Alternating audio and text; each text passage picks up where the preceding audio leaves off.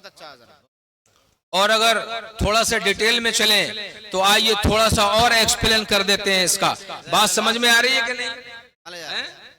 और अगर समझ में ना आती हो तो थोड़ा सा और आगे बढ़ा दो। अफजलियत देखिए, बस बहुत जरूरत, बहुत चूंकि असल टॉपिक से उन्वान और मुआनवन होना बहुत जरूरी है, इसलिए मैं ये बात आपके गोश गुजार कर रहा हूँ। ऐसे ही जमाने में बहुत मर्तबा अल्फाज में फेर बदल किया गया। जो तारीख जानते हैं उन्हें मालूम है कि लफ्ज इश्क को एक दौर में बड़ा बदनाम किया गया। लड़का लड़की की जानिब मंसूब करके लफ्ज इश्क को बदनाम कर रहा था। हीर और रांझा की दुनियावी मोहब्बत में लफ्ज इश्क का इस्तेमाल किया जा रहा था। लैला और मजनू की दास्तान में लफ्ज इश्क का इस्तेमाल किया जा रहा था। जैसे जरा तवज्जो चाहूंगा चंदेरी के मुसलमानों, एक लफ्ज है मेहतर। क्या है? क्या है?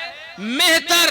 आप जानते हो, अगर आज के दौर में, आपके इलाका का तो पता नहीं, हमारे यहाँ यूपी में मेहतर उसको कहते हैं कि जो आजकल सफाई करता है। और जो इस वक्त तो लेटरिन ऐसी वाली चल गई है, एडवांस वाली। पहले जो लेटरिनें हुआ करती थी जिन्हें संडास कहते हैं, उनकी सफाई करने वाले को, और उन्हें अच्छे लफ्जों में कहते थे, तो कमाई करने वालों को क्या कहते थे? क्या कहते थे? मेहतर। लेकिन ये उलमा बैठे हैं, आप इनसे पूछें कि असल लफ्ज मेहतर का तर्जुमा क्या है, तो ये आपको बताएंगे कि लफ्ज मेहतर का असल तर्जुमा होता है फरिश्ता। क्या तर्जुमा होता है?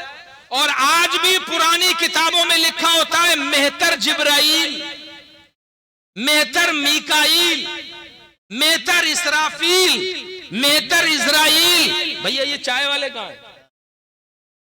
चाहे मजमे ऊपर ही रखो, क्योंकि मैं सोच रहा हूं कि आपको जामे गौसे आजम की मोहब्बत के कुछ जाम पिलाओ।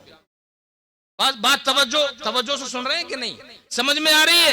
लफ्ज मेहतर आज भी, और जिनको किताबें कोई ना मिल पाए, इस सबूत के लिए वो शमा शबिस्तान रजा को लोड कीजिए। बहुत अच्छा हजरत। हिस्सा चाहरुम में एक नक्श लिखा है, उस नक्श के चारों कोनों पे लिखा हुआ है मेहतर जिब्राइल।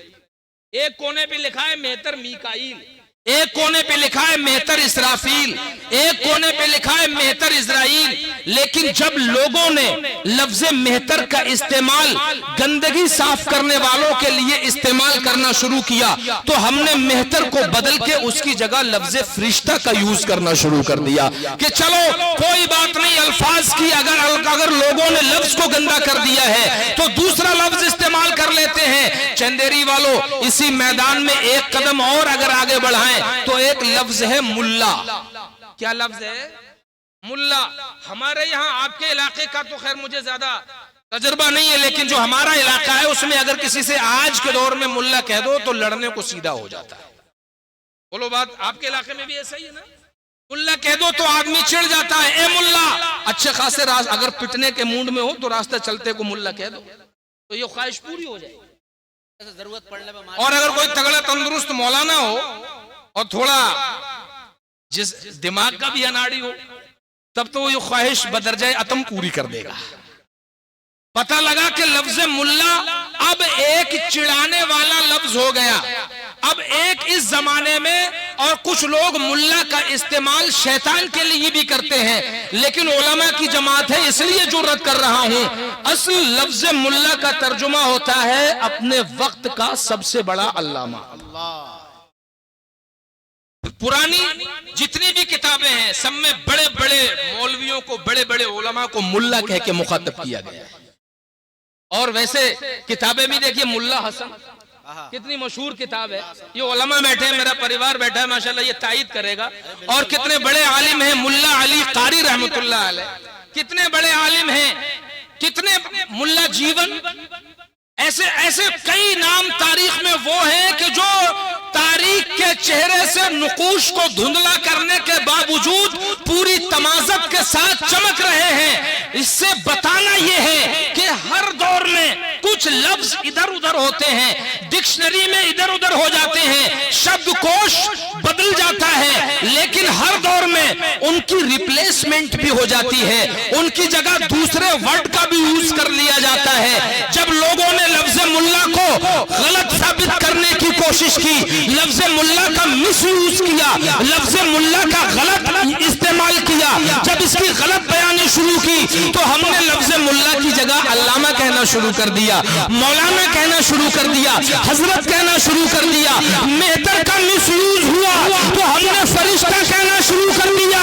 लेकिन जब लफ्ज इश्क की बात आई, कोई इसको हीर और रांझा पे चस्पा करके देख रहा था, कोई लफ्ज इश्क को लैला और मजनू पे चस्पा करके देख रहा था, कोई लफ्ज इश्क को लड़के और लड़की की नाजायज मोहब्बत पे चस्पा करके देख रहा था।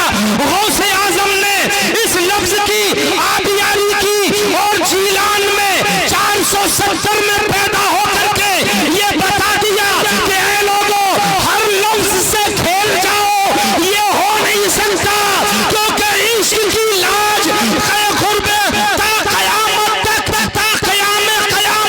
हमेशा इसलिए बचाई जानी जरूरी है क्योंकि जो इश्क करेगा उसी को इश्क के बदले जन्नत की बशारतें सुनाई जाएंगी, और जो आशिक होगा उनके लिए कहा जाएगा कि हुस्न यूसुफ पे कटी मिस्र में अंगुष्ठ ज़ना सर कटाते हैं तेरे नाम पे मर्दाने अरब। ये पैगाम गौसे आजम ने बगदाद की सरजमीन पे पूरा किया, मगर 14वीं सदी में जब लफ्ज इश्क पर कुछ धुंध छा गई, जब लफ्ज इश्क को अफरा तफरी का शिकार कर दिया गया, तो बरेली की धरती पर लफ्ज इश्क की आबरू बनकर इमाम इश्क मोहब्बत के नाम से मशहूर होने वाला अहमद मज़ा पैदा हुआ।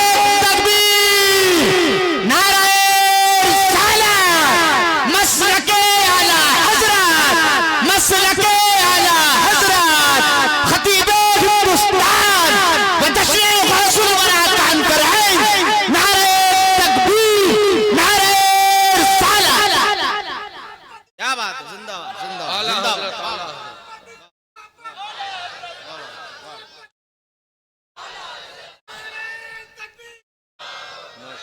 मोहब्बतों का शुक्रिया।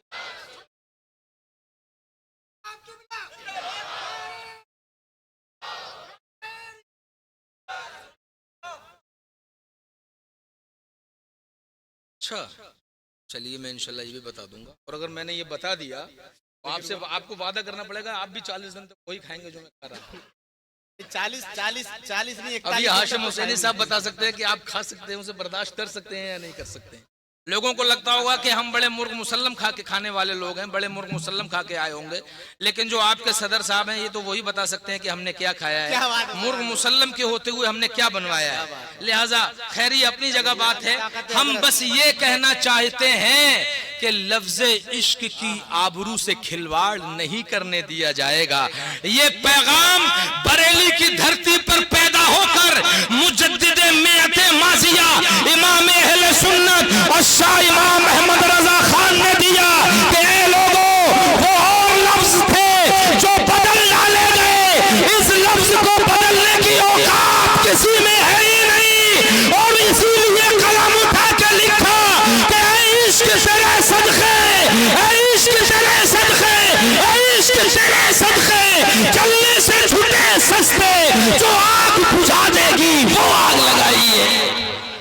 अरे वाह हजरत, जिंदाबाद जिंदाबाद जिंदाबाद, प्रोग्राम कामयाब हो गया, जिंदाबाद जिंदाबाद। इसलिए ऐ लोगों, इन इश्क वालों से कभी उलझने की कोशिश मत करना, क्योंकि इश्क वो चीज है, इश्क वो चीज है कि जो बंदे को रब से मिलाने का रास्ता फराहम करता है।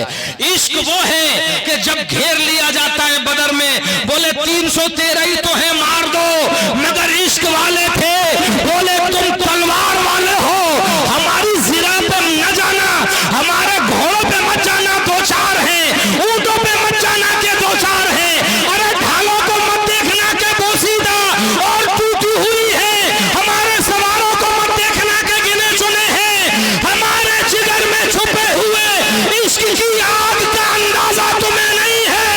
1000 की शक्ल में आने वालों, अगर इन आशिकों से टकराओगे तो जब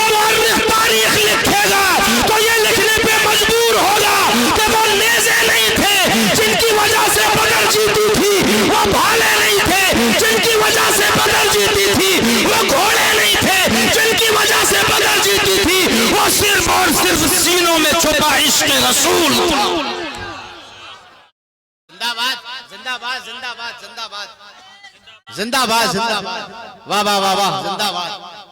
बदर से लेके करबला तक वाह वाह, क्या बात। हमें ये पैगाम दिया जाता है, आज भी करबला की तारीख ये पैगाम सुनाती है कि ए लोगों, कम मिन फिअतिन कलीलतिन गलबत फिअतन कसीरतन बिइज़्निल्लाह।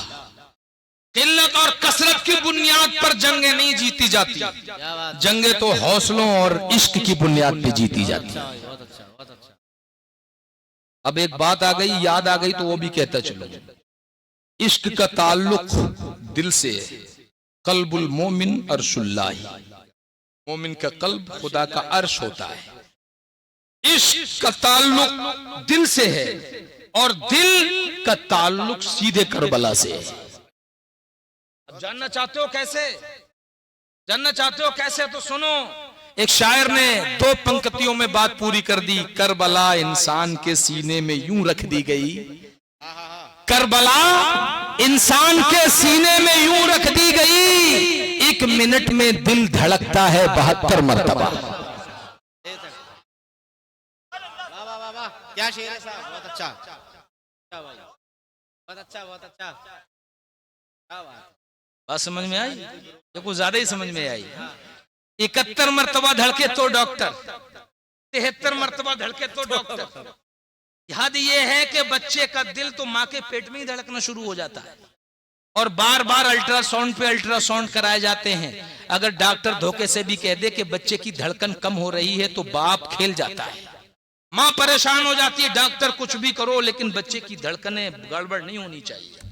अच्छे खासे आदमी की धड़कन गड़बड़ हो जाए, इलाके का स्पेशलिस्ट चाहिए, हार्ट स्पेशलिस्ट चाहिए, कार्डियोलॉजिस्ट चाहिए, बेहतरीन हॉस्पिटल चाहिए, डॉक्टर साहब दौलत चाहिए हाजिर, चेक भर लो, ब्लैंक चेक हाजिर, जितनी चाहिए मुंह खोलिए रकम, लेकिन दिल की धड़कन गड़बड़ नहीं होनी चाहिए। मतलब बोले अगर 72 मरतबा धड़कती है तो 72 ही रहना चाहिए। हमने कहा जनाब ये 72 क्यों? बोले इसलिए कि रब ने फिक्स कर दिया है कि ये 72 के एदाद पे धड़केगा। हमने कहा जनाब तूने समझा ही नहीं, यही तो जब हुसैन नाना की पीठ पे सजदे में बैठ गए थे तो ये तवाज़ुन उसी दिन फिक्स हो गया था। क्योंकि जानते हो मैं हैरान रह गया जब मैंने हदीस में ये पढ़ा कि जब हुसैन नाना की पीठ पे बैठे थे तो नाना ने सजदे में 72 मरतबा सुभान रब्बियल आला पढ़ा। तकबीर, नारे सलात, नवासाए रसूल, नवासाए रसूल, नारे तकबीर, नारे सलात। वाह वाह वाह वाह, जिंदाबाद जिंदाबाद। ये लॉजिक, इस लॉजिक की बुनियाद तो नाना ने सजदे में रख दी थी। इस लॉजिक की बुनियाद तो महबूब खुदा ने पैदा कर दी थी। खिस्ते अव्वल के मेहमान रसूल खुदा है।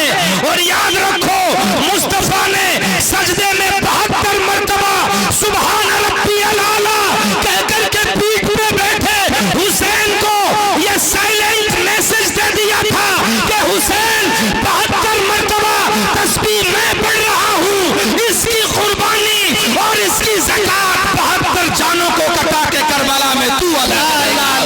हुसैन ये ताबीर, ये इबारत मैं लिख रहा हूँ, इसको करबला में पढ़ के तू सुनाएगा। हुसैन ये इबारत मैं लिख रहा हूँ, इसका तर्जुमा करबला के मैदान में तू करके दिखाएगा।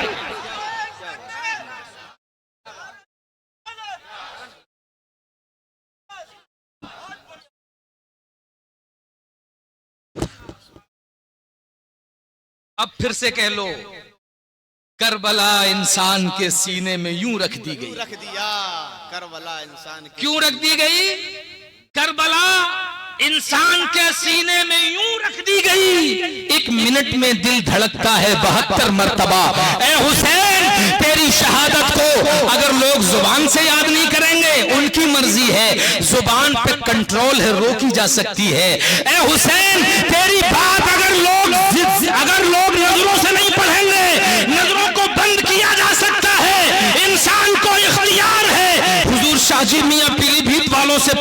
किसी ने कि हुजूर अल्लाह ने इंसान को मुख्तार पैदा किया है या मजबूर पैदा किया है? आपने फरमाया कि तुम अपनी दोनों टांगों पे खड़े हो। बोले हाँ खड़ा हूं। बोले तो ऐसा करो, एक टांग उठा के खड़े हो जाओ। उस आदमी ने एक टांग उठा ली, एक पे खड़ा हो गया। हुजूर शाजी मियां ने कहा खड़े हो गए? बोले हाँ खड़े हो गए। बोले अब दोनों टांगों को उठा के खड़े हो जाओ।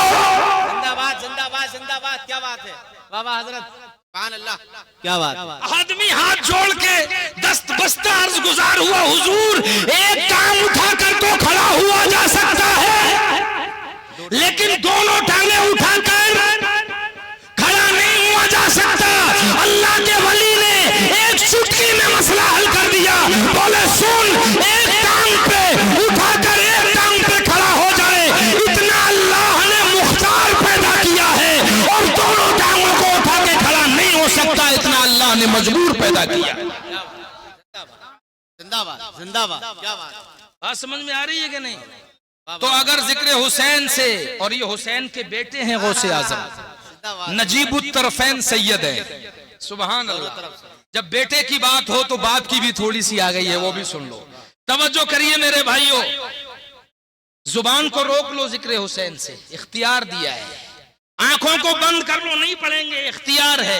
सुनने नहीं जाएंगे, कानों को रोक लो, इख्तियार है। जलसा नहीं करेंगे, पैसा खर्च नहीं करेंगे, जिक्र हुसैन पे इख्तियार है। लेकिन दिल को रोक के दिखाओ। क्या बात है। जुबान को रोक सकते हो, आंखों को रोक सकते हो, मगर ये दिल 72 मरतबा धड़क के जो जिक्र हुसैन कर रहा है, इसे कैसे रोक सकते हो? इसे कैसे रोकोगे? इसलिए सुनो, ये नागुज़ीर है कि जिक्र हुसैन को रोका जाए। तो जब जिक्र हुसैन नहीं रुक सकता, तो जिक्र गौसे आज़म भी नहीं रुक सकता। और जब जिक्र गौसे आज़म नहीं रुक सकता, तो जिक्र मोहम्मद रसूलुल्लाह भी नहीं रुक सकता। जिंदाबाद जिंदाबाद जिंदाबाद। इसीलिए तो आला हजरत कहते हैं जिक्र रोके फजल काटे, ऐब का जोया रहे, फिर कहे मुर्दक कि हूं उम्मत रसूलुल्लाह की। जिक्र रोके फजल काटे, ऐब का जोया रहे, फिर कहे मुर्दक कि हूं उम्मत रसूलुल्लाह की। और आगे कहते हैं पावर देखो, सूरज उल्टे पांव पलटे, चांद इशारे से ऊंचा, अंधे नजदी देख ले कुदरत रसूलुल्लाह। जिंदाबाद। बहुत अच्छा। अरे वाह वाह। सिर्फ वलादत पे बात हुई है, उम्र बाकी है। अब आइए जरा उम्र पे बात कर लेते हैं, वरना इसी पे अगर मैं सैर हासिल गुफ्तगू करूं तो बहुत लंबी बात हो जाएगी। लिहाजा आप तवज्जो करिए, ये वलादत गौसे आजम 470 हिजरी में क्यों की जा रही है? इसको 470 से मंसूब इसलिए किया गया कि इश्क वालों को कभी परेशान मत करना। सुनिए, इश्क वालों को कभी परेशान मत करना, क्योंकि ये इश्क वाले ही तो हैं यार, जिनका कोई वारिस नहीं होता वो और होंगे। इन इश्क वालों का एक वारिस तो यही यूपी के देवा शरीफ में लेटा है, जिसे वारिस पाक कहते हैं। वारिस भी ऐसा कि वारिस पाक, पाक वारिस। और हम जैसे लावारिसों के तो पाक ही वारिस होते हैं, गंदा तो वारिस हो ही नहीं सकता। बहुत से गंदों ने वारिस बनने की कोशिश की, मगर अल्लाह ने कहा नहीं, तुम्हें वारिस पाक दिया जाएगा। इश्क वालों को न छेड़ना, क्योंकि इश्क इश्क ही है। बोले मंसूर वो सूली की सजा पाएगा, जिसको भी इश्क का बीमार करेंगी आंखें। बोले मंसूर वो सूली की सजा पाएगा, जिसको भी इश्क का बीमार करेंगी आंखें। जब नजारा रुखे सरकार करेंगी आंखें, खूब अल्लाह का दीदार करेंगी आंखें। आओ और आगे चलें। हुजूर गौसे आजम की उम्र होती है 91 ईयर्स ओल्ड, 91 साल। मुझे लगता है कि शायद आपने इन निकात को सुन रखा है, लेकिन मैं इनमें कुछ नया पेश करने की कोशिश कर रहा हूं, तवज्जो करिए। 91 साल हुजूर गौसे आजम की उम्र कितनी हुई? अब 91 को उलमाए इल्मुल एदाद ने निकाला है लफ्ज कमाल से। किससे? एक वर्ड है कमाल। कौन सा वर्ड है? कमाल। और कमाल में जो पहला हर्फ है वो है काफ, छोटा काफ, और उसके बाद है, बता सकते हो? अलीफ, मीम, उसके बाद अलिफ, उसके बाद लाम। अभी उलमा बैठे हैं, आप इनसे पूछे काफ के एदाद होते हैं 20, कितने? मीम है, इसके बाद मीम के एदाद होते हैं 40, कितने हो गए? इसके बाद है अलिफ, अलिफ का आदद होता है 1, कितने हो गए? और इसके बाद बचा लाम, लाम के एदाद होते हैं 30, कितने हो गए? और हुजूर गौसे आजम की उम्र 91 साल। और लफ्ज कमाल के एदाद, लफ्ज कमाल की नंबरिंग 91 साल। यहां से ये साइलेंट मैसेज है कि ए लोगों, ज्यादा अफरा तफरी का माहौल पैदा ना करो, ज्यादा सुनने सुनाने और ज्यादा समझने की कोशिश मत करो, क्योंकि बेखतर कूद पड़ा आतिश नमरूद में इश्क, अक्ल है महवे तमाशाए लबे बाम अभी। और इश्क वाले हैं जो हर चीज लुटा देते हैं, इश्क अक्ल वालों के नसीबों में कहां ज़ौक़े जुनू, इश्क वाले हैं जो हर चीज लुटा देते हैं। इसलिए ज्यादा चक्कर में मत पड़ो, बस इतना सुनो और मुंडी झुका के तस्लीम कर लो कि गौसे आजम ही हैं जिन्होंने अपनी वलादत को लफ्ज़े इश्क से मंसूब कर रखा है। अल्लाह ने जिनके लिए लफ्ज़े इश्क से उनकी वलादत की निस्बत को महबूब फरमा लिया, और उसके बाद गौसे आजम ने इश्क को मकामे कमाल तक पहुंचाया, इसीलिए लफ्ज़े कमाल से आपकी उम्र मंसूब होती है। और हुजूर गौसे आजम की जो आपकी वफात शरीफ है विसाले मुबारका, वो है 561 हिजरी। कौन सी? 561 हिजरी। अब आओ दो लफ्जों में इसे भी वाजे कर दूं। 561, 470 में वलादत और 91 साल उम्र, और 561 हिजरी में विसाल। तो अब ये किससे निकलता है? तो सुनो जनाब, इश्क को और कमाल को दोनों को इकट्ठा कर दो तो होता है 561। जरा मचल के बोलो। है मुझे ऐसा लगता है कि कहीं मैंने ये अल्फाज जायद तो नहीं कर दिए। अरे जरा रिप्लाई दो यार, कुछ तो बोलो। कमाल को और इश्क को जमा करो, कितना हुआ? पता लगा कि इश्क को कमाल तक पहुंचाने वाले का नाम अब्दुल कादिर जीलानी, और कमाल को इश्क तक ले जाने वाले का नाम अब्दुल कादिर जीलानी। अब अगर कोई आशिक पैदा होगा तो अब्दुल कादिर जीलानी के बताए हुए मार्ग को फॉलो करने के सिवाय वो इश्क का पैरोकार नहीं हो सकता। और कमाल हासिल करना चाहता है तब भी गौसे आजम की मुमताज दहलीज को चूमना पड़ेगा, इसलिए कि गौसे आजम को इश्क में कमाल हासिल है और गौसे आजम के कमाल को इश्क तक रसाई है। जिंदाबाद जिंदाबाद। आखिर में 3 अल्लाह वालों का जिक्र कर दूं, एक हदीस सुना दूं और उसके बाद बात को खत्म करूं। किताब का नाम बुखारी शरीफ, और किताब भी ऐसी है असहुल कुतुबी बादा किताबिल्लाह, अल्लाह की किताब यानी कुरान के बाद सबसे मजबूत किताब। कुरान के बाद दूसरे नंबर पे जो किताब है उसका क्या नाम है? बुखारी शरीफ। क्या नाम है? जरा जोर से बोलो। अब मैं एक ऐसी हदीस पढ़ने जा रहा हूं जो सही हदीस है, जिसमें ज़ोफ, नकाहत, कमजोरी, वज़ा, तसन्नो का दूर दूर तक कोई शायबा नहीं। कोई कह नहीं सकता कि इसका रावी फलां ज़ईफ है या फलां हदीस ज़ईफ। नहीं, सही, बिल्कुल सही हदीस। और बुखारी शरीफ असहुल कुतुबी बादा किताबिल्लाह, जो अल्लाह की किताब के बाद सबसे ज्यादा मकबूल किताब है। किताब हवाला नोट करें, बुखारी शरीफ का 14वां पारा, हदीसुल गार। अगर आप गूगल करेंगे तो हदीसुल गार के नाम से ही आपको मिल जाएगी। बहुत मशहूर हदीस है। बोलो पढ़ के सुनाए। अरे हदीस पढ़ के सुनाए जी। जरा मचल, ऐसे सुनोगे हदीस? अरे जरा मचल के बोलो यार, सुभान अल्लाह। एक मर्तबा और मचल के बोलो या रसूल अल्लाह। दोनों हाथों को उठा के कहो लब्बैक या रसूल अल्लाह।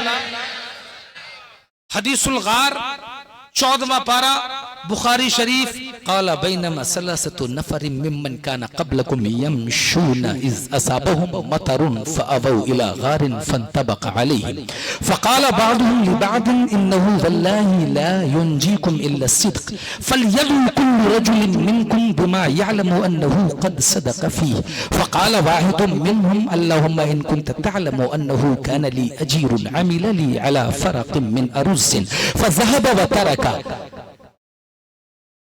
अन्नी अमदतु इला ज़ालिकल फ़रक़ फ़ज़रअतुहु फ़सार मिन अमरी अन्नी इश्तरैतु मिन्हु बक़रन व अन्नहु अतानी यत्लुबु अजरह फ़क़ुल्तु लहु अमिद इला तिल्कल बक़री फ़सुक़हा फ़क़ाल ली इन्नमा ली इंदक फ़रक़ुन मिन अरुज़्ज़िन फ़क़ुल्तु लहु अमिद इला तिल्कल बक़री फ़सुक़हा फ़इन्नहा मिन ज़ालिकल फ़रक़ फ़साक़हा फ़इन कुन्त तअलमु अन्नी फ़अलतु ज़ालिक मिन ख़श्यतिक फ़फ़र्रिज अन्ना फ़न्साहत अन्हुमुस ज़ख़रा।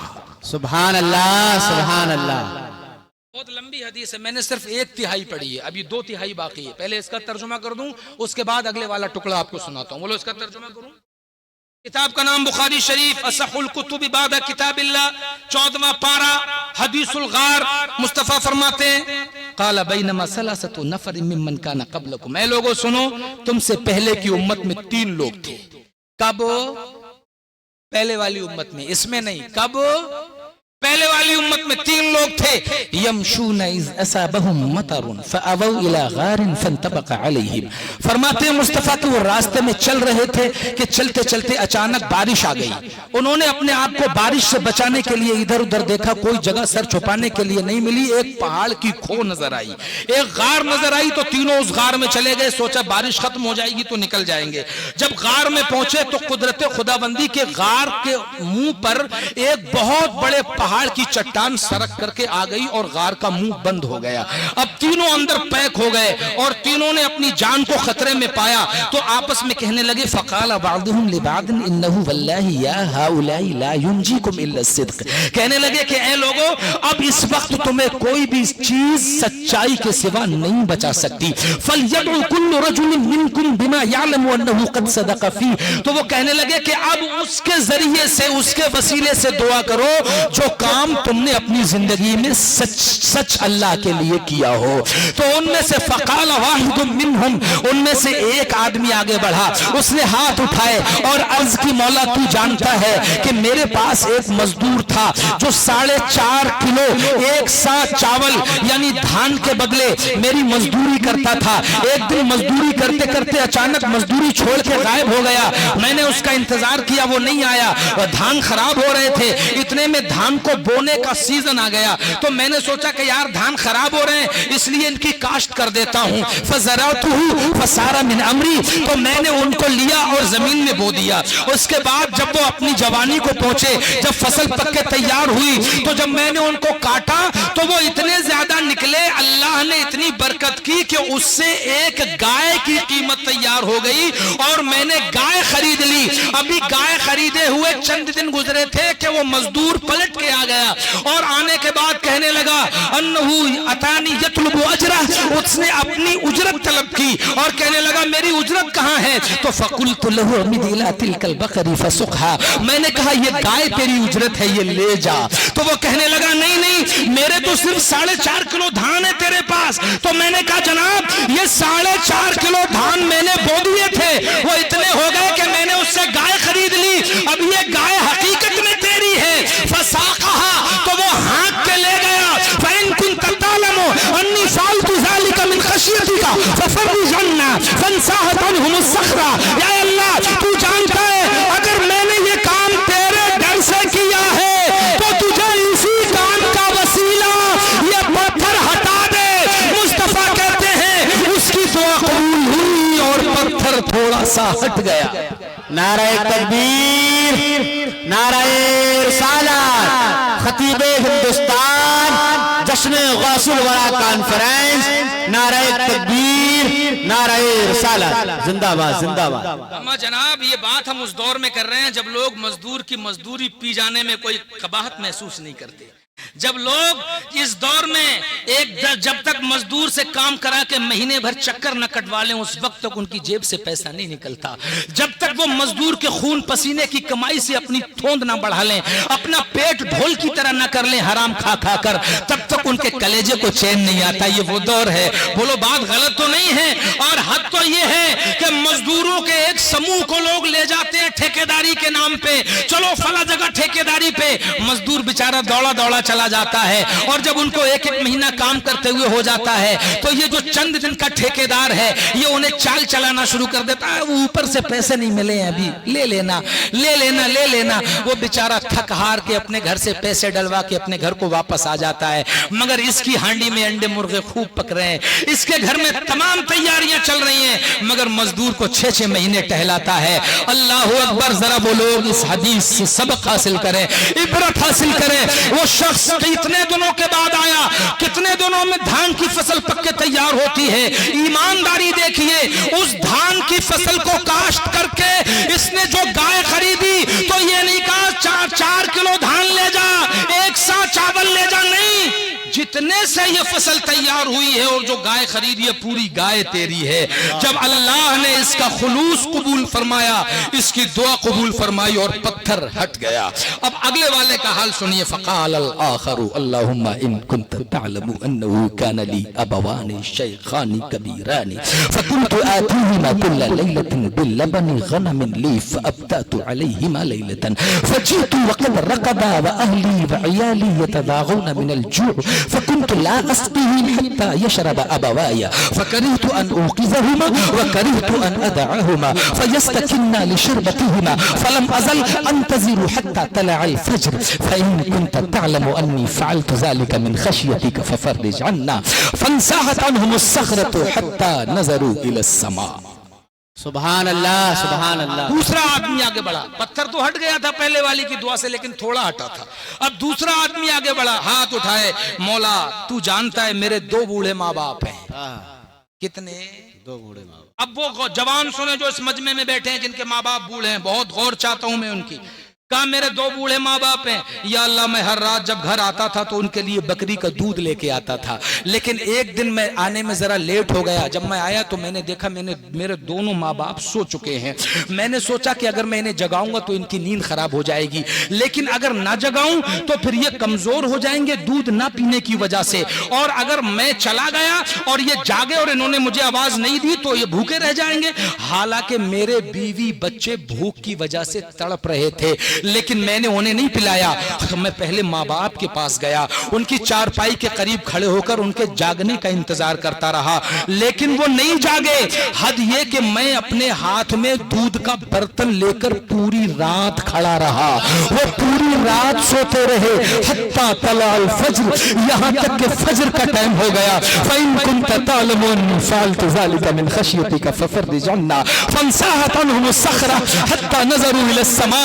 या अल्लाह, अगर मैंने ये काम तेरी खशियत से किया है, तेरे डर से किया, तेरी रजा के लिए किया है, तो मैं इस काम का वसीला देकर तुझसे दुआ करता हूं कि ये पत्थर हटा दे। मुस्तफा कहते हैं फन्साहत अन्हुमुस सख़रा हत्ता नज़रू इलस समा।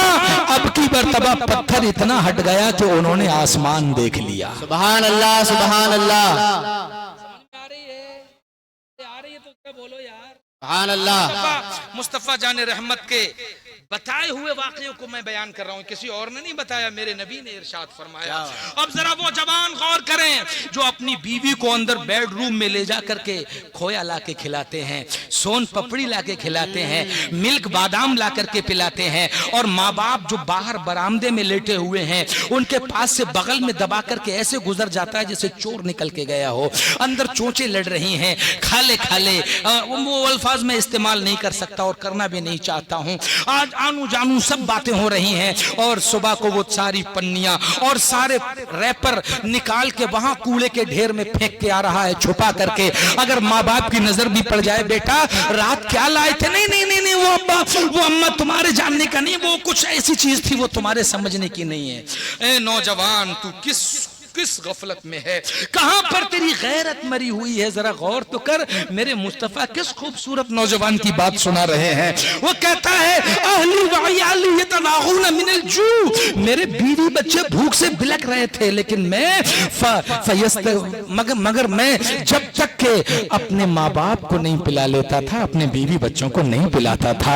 ऐ मेरे भाइयों, अपने इन माँ बाप की कदर करो जो तुम्हारे जवानी में, बुढ़ापे में जिनको तुमने पाया है। मुस्तफा कहते हैं, एक और हदीस है, कहते हैं कि जिसने अपने माँ बाप को बुढ़ापे में पाया या उनमें से एक को बुढ़ापे में पाया, अगर वो उनकी खिदमत करके जन्नत में दाखिल नहीं हुआ तो ऐसे नौजवान पे अल्लाह की लानत। नारे तकबीर, नारे रिसालत, अज़मते वालिदैन, अज़मते वालिदैन, जश्न गौसुल वरा कॉन्फ्रेंस, नारे तकबीर, नारे रिसालत, जिंदाबाद जिंदाबाद। अब आओ गुफ्तगू का आखिरी चैप्टर, ये 2/3 हदीस हो गई। ए भैया कहाँ जा रहे हो यार, मत जाओ, अच्छा नहीं लगा। अच्छा, ज्यादा, हाँ नहीं बिल्कुल जाना जरूरी है, वरना नहीं उसने रफ्तार तो मामला गड़बड़ हो जाएगा।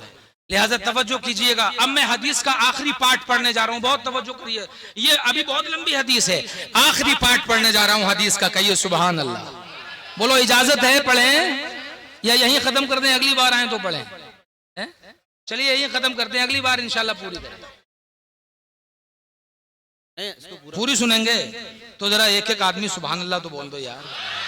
फ़क़ाल अल-आख़िरु अल्लाहुम्मा इन कुन्त तअलमु अन्नहु कान ली इब्नतु अम्मिन मिन अहब्बिन नासि इलय्या व अन्नी रावदतुहा अन नफ्सिहा फ़अबत इल्ला अन आतियहा बिमिअति दीनारिन फ़तलबतुहा हत्ता क़दरतु फ़अतैतुहा बिहा फ़दफ़अतुहा इलय्हा फ़अमकनतनी मिन नफ्सिहा फ़लम्मा क़अदतु बैन रिजलैहा फ़क़ालत इत्तक़िल्लाह व ला तफ़ुद्दल ख़ातम इल्ला बिहक़्क़ि फ़क़ुमतु व तरक्तु मिअत दीनार अल्लाहुम्मा फ़इन कुन्त तअलमु अन्नी फ़अलतु ज़ालिका मिन ख़शियतिका फ़फ़र्रिज अन्ना फ़फ़र्रज अल्लाहु अन्हुम फ़ख़रजू। ट्रांसलेट कर दें। आखिरी अब तीसरा आदमी आगे बढ़ा। पहले दोनों अपने अपनी बात कही और दुआ की, पत्थर इतना हट गया कि आसमान नजर आने लगा, मगर इतना नहीं हटा था कि आदमी निकल जाते। अब तीसरा आदमी आगे बढ़ा, उसने हाथ उठाए, अल्लाहुम्मा इन कुन्त तअलमु अन्नहु कान ली इब्नतु अम्मिन, ऐ अल्लाह तू जानता है मेरे चचा की एक बेटी थी, मिन अहब्बिन नासि इलय्या व अन्नी रावदतुहा अन नफ्सिहा, ऐ अल्लाह तू जानता है कि मैं उस पे आशिक हो गया था, मैं अपने चचा की बेटी पर फरेफ्ता हो गया था, मुझे उससे मोहब्बत हो गई थी, मैंने उसको जिना की दावत दी, मैंने उसको बुलाया ताकि वो मेरे साथ बदकारी करे, तो उसने मना कर दिया, लेकिन साथ में एक कंडीशन रख दी कि अगर तू मुझे 100 दीनार दे तो मैं तेरे साथ जिना के लिए तैयार हूं।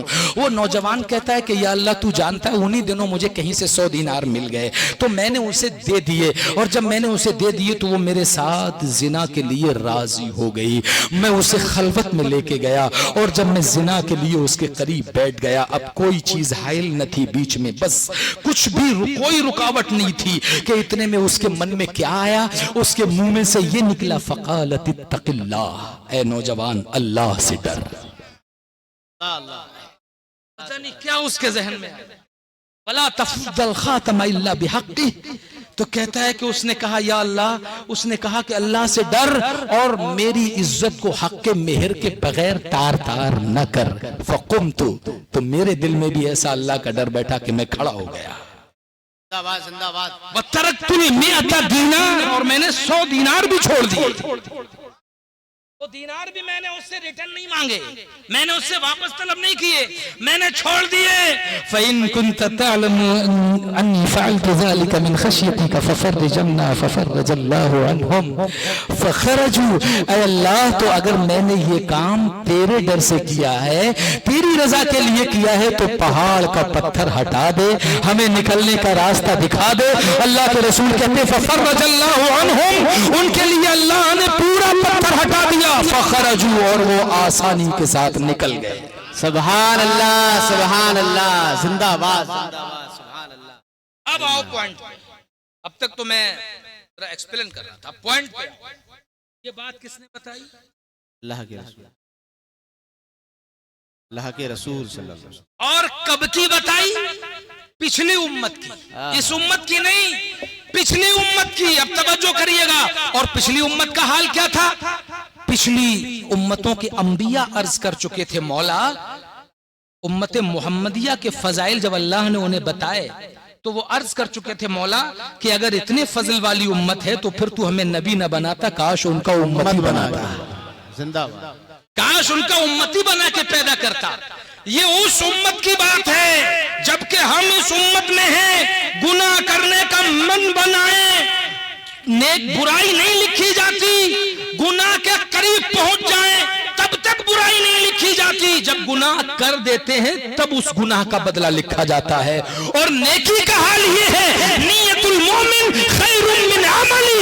अगर कोई इंसान किसी नेक इरादा करता है, किसी नेकी का इरादा करता है, कोई उम्मत मुहम्मदिया का जवान, और अभी वो काम न करे, सिर्फ इरादा करे, तो उसको इरादे पर नेकी अता फरमा दी जाती है। जिंदाबाद, जिंदाबाद, जिंदाबाद, बेशक हक है। अब तवज्जो करिए, ये पिछली उम्मत का वाकया था।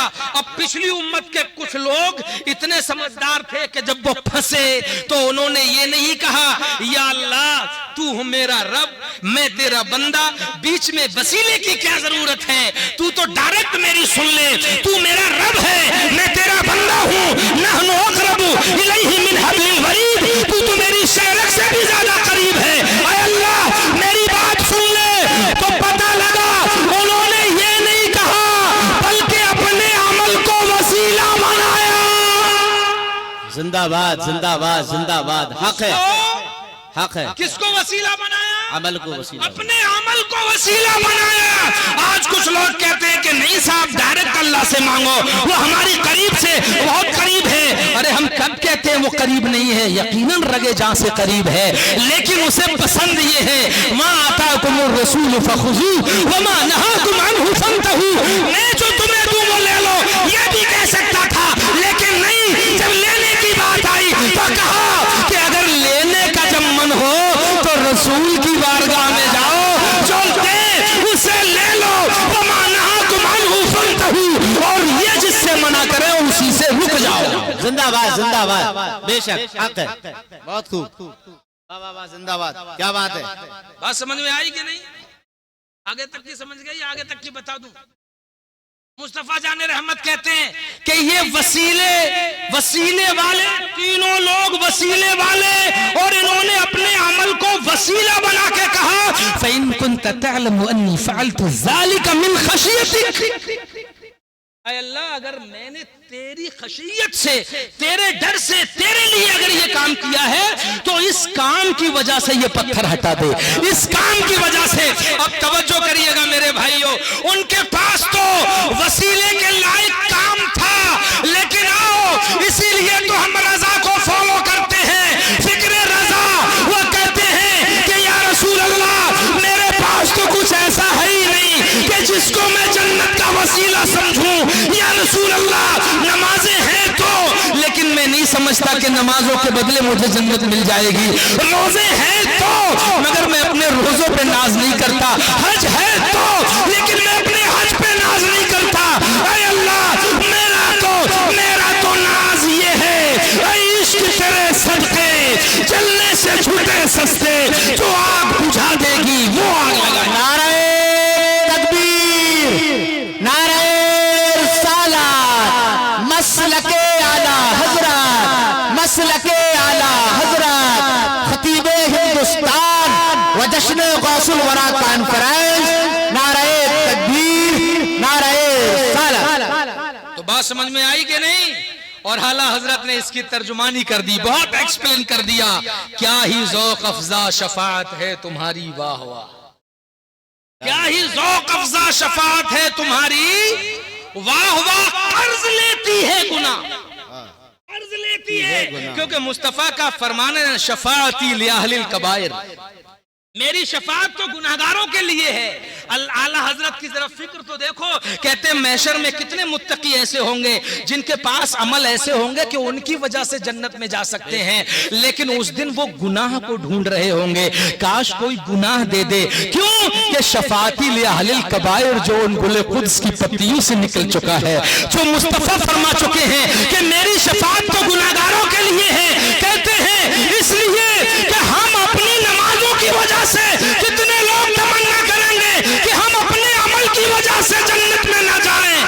काश मुस्तफा की शफाअत की वजह से जन्नत में जाए, मुस्तफा की सिफारिश की वजह से जन्नत में जाए। और मुस्तफा की शफाअती लिअहलिल कबाइर, मुस्तफा कहते हैं मेरी शफाअत तो गुनहगारों के लिए है।